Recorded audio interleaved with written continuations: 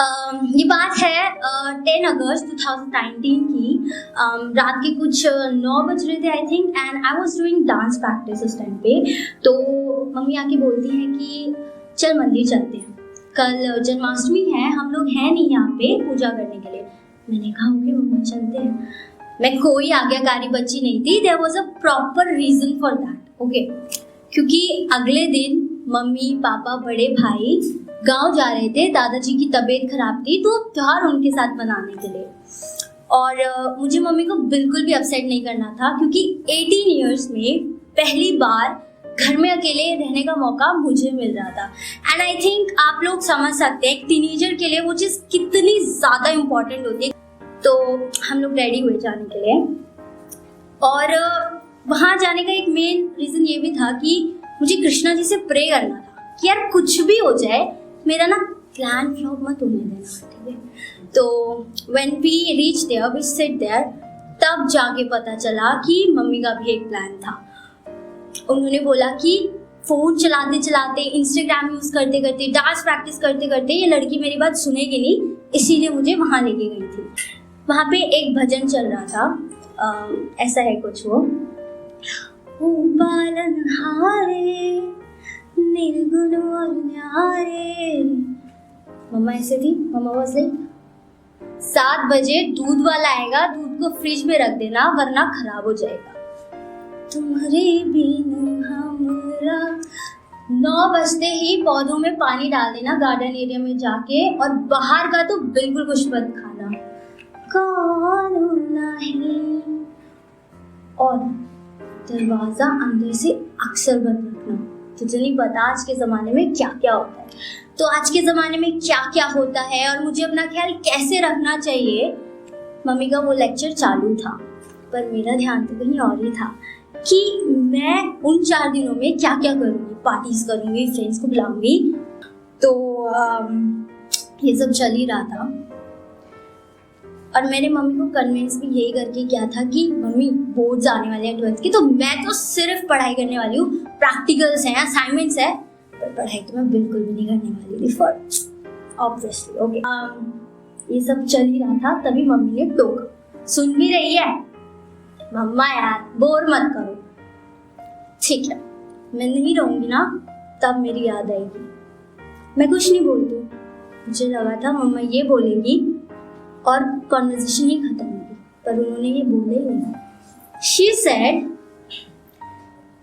कि मैं नहीं जाती, तेरे पापा से बोलती हूँ कि अभी छोटी है, she is not enough mature to understand and handle, मैं यहीं रुक जाती हूँ तेरे साथ। सडनली ऑल फोकस मम्मा ये क्या बात कर रहे हो आप दादाजी की फेवरेट बहू हो, अगर आप नहीं गई तो उनको कितना बुरा लगेगा। मुझे एकदम बेस्ट बिहेवियर में रहना था, सुबह तक टाइम से उठना, टाइम से खाना, टाइम से सो जाना, फोन यूज नहीं करना, सारी चीजें। And finally they left. Okay, तो मैं गई और मैं सो गई। मैं शाम तक सोई, मेरा कोई प्लान नहीं था। दूध वाला आया है, बेल बज रही है, मुझे कोई होश नहीं है, मैं सो रही हूँ। और तभी मेरा फोन बजा, एंड आई थॉट कि मेरे दोस्त मेरे को कॉल कर रहे हैं, अब ये बताएंगे कि हम लोग कब आ रहे हैं फॉर पार्टी। फोन बजा and that phone call was twist in my life. वो फोन एक पुलिस स्टेशन से था, एंड मैंने बोला हेलो, तो उन्होंने बोला कि ये आपकी गाड़ी है। उन्होंने गाड़ी का नंबर बताया, मैंने बोला हाँ ये हमारी गाड़ी है, क्यों क्या हो गया।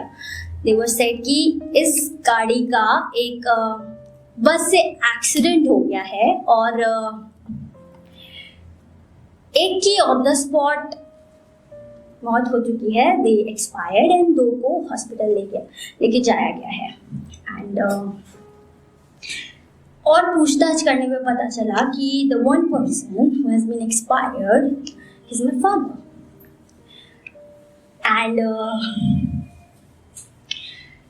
मैंने कुछ नहीं किया, मैं भाग के अपने घर के मंदिर में गई एंड मैं कृष्णा जी से प्रे करने लग गई कि मैंने जो भी विश मांगी थी मैं उसको कैंसिल करने लग गई। एंड ये बोलने लगी कि अगर मैंने कुछ भी डिसरिस्पेक्ट कर दिया हो मंदिर में जब मम्मी मुझे समझा रही थी सारी चीज़ें, तो उसके लिए मैं प्रे करने लगी कि I am literally very sorry और मेरी विश कैंसिल कर दो, मुझे नहीं रहना अकेला। फोन पर दोबारा से बोला में पड़ता है तो उन्होंने एक और न्यूज़ दी कि जो 2 लोग थे जो हॉस्पिटलाइज थे, दे हैव आल्सो एक्सपायर्ड। एक झटके में इस ट्विस्ट का मुझे कोई भी लॉजिक नहीं समझ आ रहा था। और ये सब सुनने के बाद दादाजी भी शॉक से गुजर गए और मैं वहां खड़ी हुई थी कुछ सवाल लिए कि मैं तो भी छोटी हूं ना, वो लोग मेरे बिना गए ही कैसे, क्यों उन्होंने मेरे बारे में नहीं सोचा कि वो कैसे रहेगी। और तो आई जस्ट वॉन्टेड टू से टू ऑल ऑफ यू कि अगर मम्मी कुछ बोलती है ना तो उसको सुनना चाहिए, क्योंकि जब वो नहीं रहती है ना तो उनकी बातें याद आती हैं और ट्रस्ट मी बहुत ज्यादा याद आती है। और अब मैं सिर्फ यही बोलती हूँ कि मम्मा आप आ जाओ, मैं सारी बात सुनूंगी, आपको बिल्कुल भी कोई मौका नहीं दूंगी नाराज होने का। आप आ जाओ, मैं सारी बात सुनूंगी, लेकिन अब मम्मा नहीं सुनती है। Thank you so much guys.